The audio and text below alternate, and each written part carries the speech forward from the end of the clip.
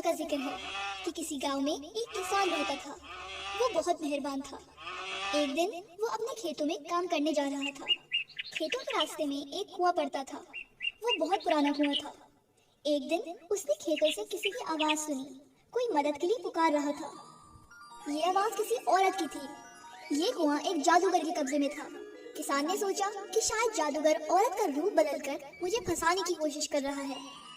جب یہ آواز مسلسل 3 دن تک آتی رہی تو کسان نے ایک دن کنویں میں جھانک کر دیکھا تو یہ ایک خوبصورت پری تھی۔ وہ زنجیروں میں جکڑی ہوئی تھی۔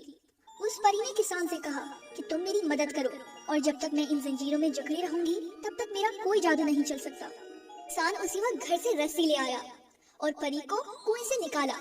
جب پری کنویں سے نکلی تو اس نے اپنی جادو کی چھڑی سے کنویں کو آگ لگا دی اور کنویں کے ساتھ جادوگر بھی مر گیا۔ پری نے کسان کا شکریہ ادا کیا اور کہا کہ جب بھی میری مدد کی ضرورت پڑے تو مجھے بلا لینا۔ پری نے کسان کو ایک انگوٹھی دی اور کہا کہ جب تم مجھے بلانا چاہو تو اس انگوٹھی کو پہن لینا، میں فوراً وہاں آ جاؤں گی۔ اس کے بعد پری وہاں سے چلی گئی اور کسان اپنے گھر چلا گیا۔